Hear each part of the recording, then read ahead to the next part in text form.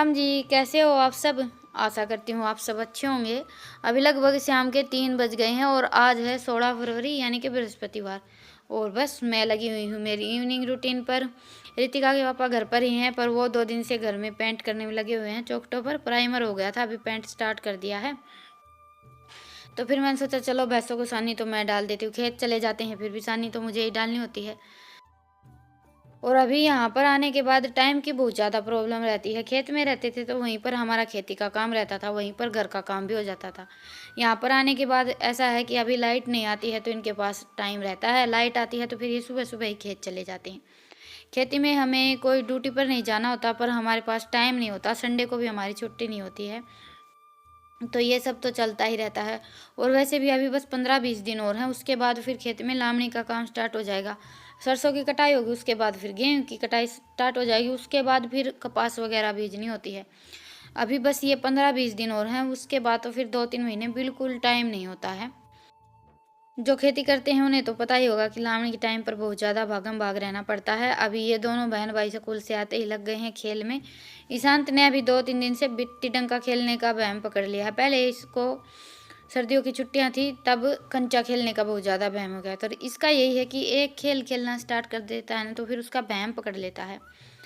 फिर तो बस चाहे दिन छिप जाए अंधेरा हो जाए लगा ही रहता है, चाहे इसको कितनी बार भी हम डांट लें। और ये बित्ती डंका का खेल है ना, ये थोड़ा सा खतरनाक होता है क्योंकि बित्ती कभी कभी इधर उधर चली जाती है। अभी इसकी बित्ती चली गई है छत पर। हमारे यहाँ तो बित्ती डंका बोलते हैं और कुछ भी बोलते होंगे मुझे पता नहीं है। तो अभी ये छत पर चला गया है बित्ती लेने के लिए। और घर के अंदर खेलते हैं तो इसमें ये भी डर रहता है कि कहीं लग ना जाए। वैसे ये बहुत पुराना खेल है, बचपन में हम भी खेलते थे, पर घर से बाहर ही खेलना चाहिए बित्ती डंका वगैरह। अभी रितिका के पापा अंदर का पेंट करने का काम, पेंट नहीं सॉरी प्राइमर ही चल रहा है।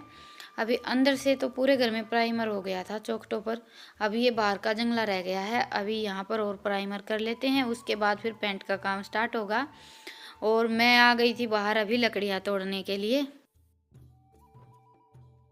और रितिका जब भी फ़ोन हाथ में लेकर वीडियो बनाती है तो इसकी वीडियो हमेशा नागी डांस करती हुई होती है, थोड़ा से ज़्यादा ही हाथ इसके हिलते हैं। तो अभी लकड़ियाँ तोड़ लेते हैं और शाम के टाइम नज़ारा बड़ा ही अच्छा हो जाता है बाहर का। थोड़ी सी देर बाहर घूमते हैं तो अच्छा लगता है। वैसे मैं बाहर सिर्फ लकड़ियाँ लेने के लिए ही आती हूँ, बाकी तो मेरा पूरा दिन घर में ही निकल जाता है। और बाहर घूमने के लिए जाएं इधर उधर इतना तो मेरे पास टाइम ही नहीं रहता है, पूरा दिन ऐसे ही निकल जाता है काम करते करते। थोड़ा बहुत दिन में टाइम मिलता है क्योंकि आजकल दिन थोड़े से बड़े होने लगे हैं तो थोड़ा बहुत टाइम मिल जाता है, उसमें फिर मैं लेट जाती हूँ, मेरा मन नहीं करता है फिर इधर उधर जाने का। तो अभी लकड़ियाँ तोड़कर मैंने रख दी हैं और अभी बना लेते हैं ये मूली का अचार। मूली मैंने एक दिन धूप में सुखाई थी, उसके बाद फिर अंदर उठा कर रख दी हैं। तो मैंने जो गाजर के अचार में मसाले डाले थे वही मसाले डाले हैं। सौंफ, राई, मेथी, थोड़ी सी हींग डाल लें और कलौंजी, वो मसाले मैंने मिक्सी में पीस लिए थे। और उसके बाद फिर इसमें मैंने डाल दी है हल्दी और लाल मिर्च, सफ़ेद नमक, काला नमक, बस वही सिंपल से मसाले डाले हैं। बिल्कुल थोड़ा सा तेल डालकर पहले मसालों को अच्छी तरह से मिक्स कर लेंगे। और मूली का अचार मैंने पहली बार ही बनाया है, हमारे घर में हम मूली का अचार नहीं बनाते हैं। गाजर का अचार सबको थोड़ा सा ज़्यादा पसंद है तो गाजर का अचार बहुत ज़्यादा बनता है।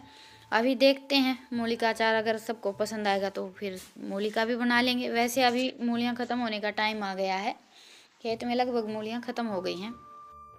अभी ये सारा अचार इस डब्बे में भरकर ऊपर से मैं थोड़ा सा तेल और डाल दूँगी, ज़्यादा तेल ना डालें, मैंने बिल्कुल थोड़ा सा तेल मतलब कि आधी कटोरी तेल की डाली है बस।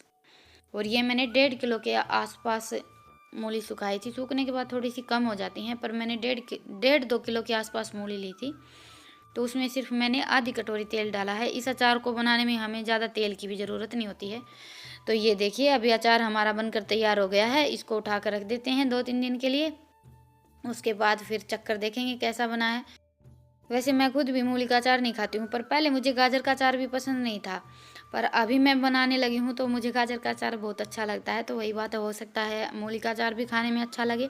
कोई भी चीज़ हम नहीं खाते हैं तब तक हमें पता नहीं चलता है कि खाने में कैसी बनी है। और अभी खाना वाना हमारा हो गया था, अभी बज गए हैं रात के 10।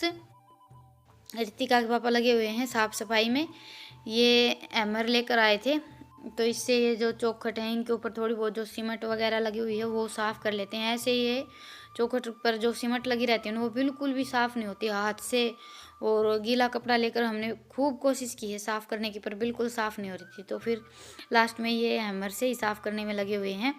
अभी डैनी को खुला छोड़ दिया है, अभी इसको बाहर और घुमा कर लेकर आएंगे, फिर इसकी बेल निकाल कर छोड़ देंगे।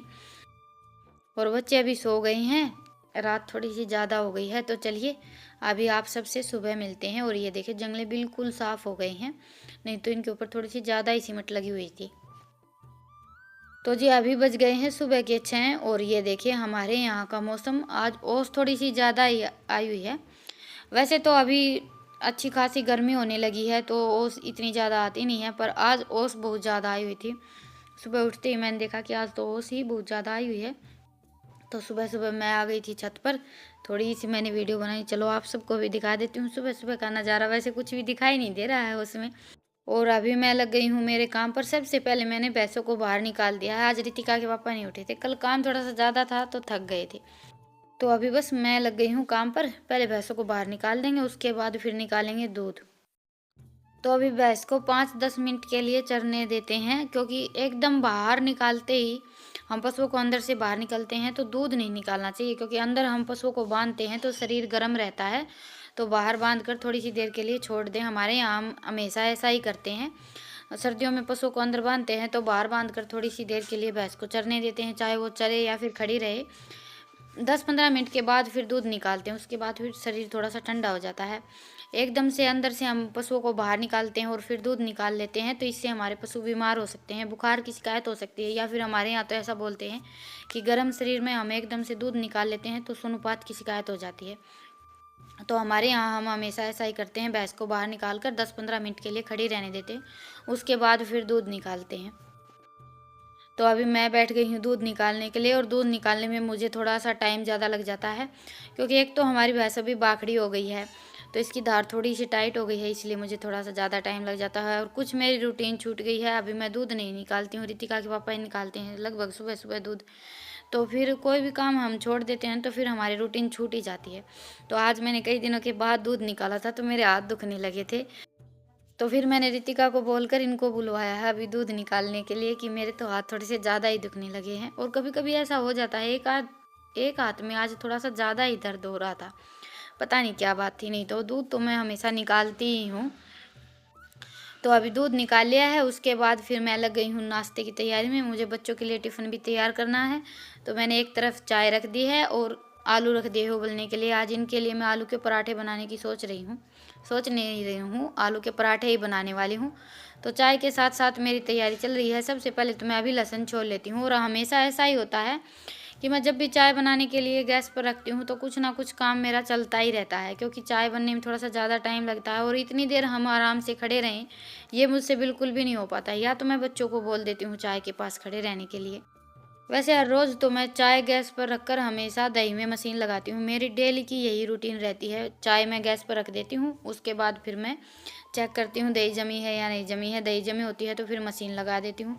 पर आज मैंने अभी तक दही को चेक नहीं किया है, क्योंकि आज मैं पराठे बनाने वाली, तो दही मुझे थोड़ी सी ज़्यादा चाहिए होगी। तो फिर मैंने सोचा चलो पहले बच्चों के लिए नाश्ता बना देती हूँ, बच्चे दही ले लेंगे, उसके बाद फिर देखेंगे, दही में मशीन लगा देंगे। वैसे नॉर्मली गांव में लगभग मॉर्निंग रूटीन में सबकी मॉर्निंग रूटीन दही में मशीन लगाने से ही स्टार्ट होती है। जैसे भैंसों का काम नहीं होता है दूध वगैरह निकालना, ये सारा काम रितिका के पापा कर लेते हैं, तो मेरा काम सबसे पहले यही रहता है, चाय बनाना और उसके बाद फिर दही में मशीन लगाना। तो अभी सबसे पहले मैं देती हूँ माँ को और ईशांत को चाय, उसके बाद फिर मैं हमारी चाय बाहर लेकर जाती हूँ। हमारी चाय हम चूल्हे के पास बैठ कर ही पीते हैं। चूल्हा हमारा सुबह उठते ही हम जला लेते हैं। अभी हमारे यहाँ गीजर लग गया है तो गर्म पानी की हमें ज़रूरत नहीं रहती है, फिर भी सुबह उठते ही चूल्हा हम ज़रूर जलाते हैं। अभी 2-3 दिन से रितिका को सर्दी की शिकायत हो गई है तो ये भी चाय पी लेती है।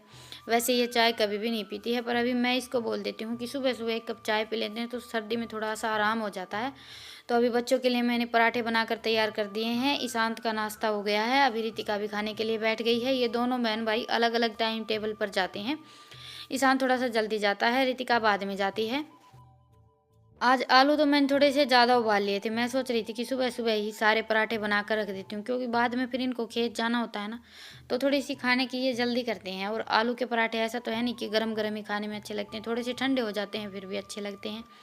पर बाद में फिर इन्होंने मना कर दिया था कि नहीं, आज खेत नहीं जाएंगे, आज जो पेंट का काम बाकी है वो कंप्लीट कर लेते हैं। तो फिर मैंने थोड़ी सी पिट्ठी बनाई थी बस बच्चों बच्चों के लिए, बाकी की मैंने आलू भी उठा कर रख दिए हैं और प्याज भी उठा कर रख दी हैं। आटा भी अभी मुझे उठा कर ही रखना पड़ेगा। तो ये थी मेरी थोड़ी सी मॉर्निंग रूटीन। अभी सुबह सुबह का काम मेरा स्टार्ट ही हुआ है। वैसे काम तो पूरा दिन चलता ही रहता है। गांव में रहते हैं तो काम थोड़ा सा ज़्यादा रहता है।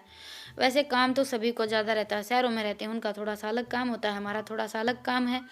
पर घर हमारा, काम हमारा, तो हंसी खुशी कर लेते हैं, ऐसे ही ज़िंदगी निकल जाती है। और सच बताऊं तो काम नहीं होता है तो फिर टाइम भी नहीं निकलता है, बड़ा ही मुश्किल हो जाता है टाइम निकालना। तो चलिए आज के व्लॉग को यहीं पर ख़त्म करते हैं और फिर मिलते हैं एक नए व्लॉग के साथ। तब तक के लिए राम राम।